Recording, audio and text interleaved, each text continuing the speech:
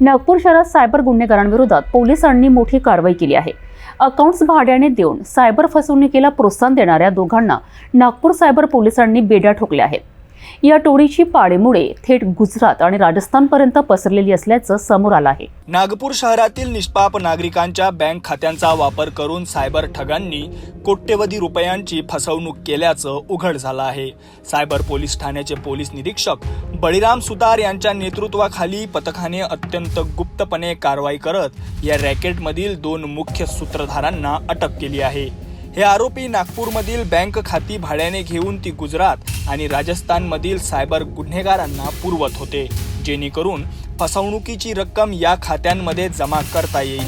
ही केवळ एका गुन्ह्याची नाही तर सायबर गुन्हेगारीच्या एका मोठ्या साखळीला धक्का देणारी कारवाई आहे।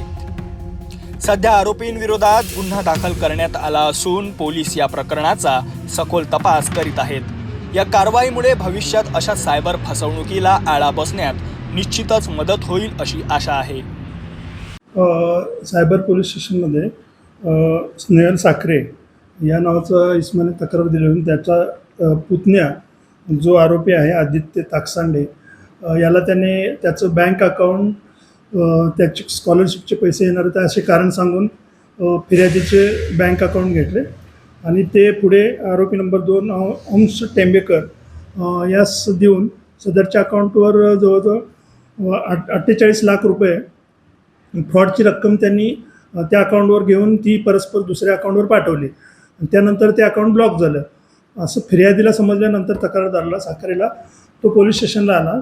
सदरबाबत तक्रार घेऊन तपास केला असता यातील जे आदित्य ताकसांडे आणि अंश टेंबेकर हे दोघंजण नागपूरमधील बरेच कॉलेजचे युवक असो किंवा दुसरे लोक असो ज्यांना पैशाची गरज आहे त्यांचं अकाउंट ओपन करून ते भाड्याने घेऊन ते गुजरात आणि राजस्थान या ठिकाणी सायबर फ्रॉड जे करणारे आहेत त्यांना डायरेक्ट पाठवतात।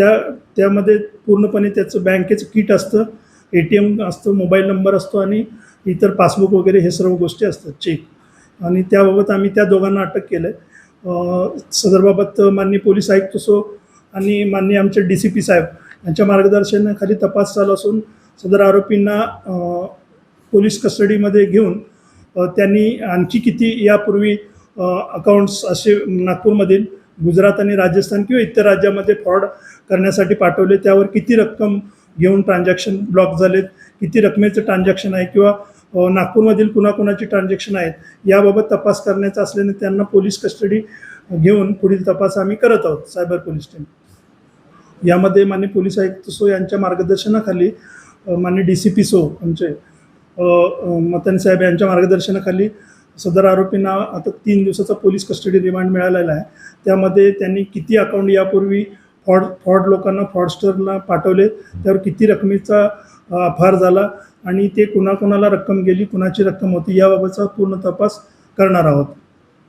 मग लोकांना नागपूरमधील आव्हान आहे की असे कोणतेही अकाउंट खरेदी विक्रीच्या व्यवहाराला बळी पडू नका किंवा आपले अकाउंट कोणालाही शेअर करू नका। उद्या तुमच्यावर त्याबाबत कायदेशीर कारवाई होऊन अकाउंट धारकाच्यावर तुम्ही सुद्धा कायद्याच्या कचाट्यात याल आणि तुमच्यावर कायदेशीर कारवाई होईल। सायबर पोलिसांनी केलेल्या या धडक कारवाईमुळे अनेक सायबर गुन्हेगार गजाआड होतील अशी अपेक्षा आहे। आपल्या बँक खात्यांची माहिती अनोळखी व्यक्तींना देऊ नका असे आवाहनही पोलिसांनी केले आहे। सायबर गुन्हेगारांपासून सावध राहा आणि कोणत्याही संशयास्पद व्यवहाराबद्दल तात्काळ पोलिसांना कळवा।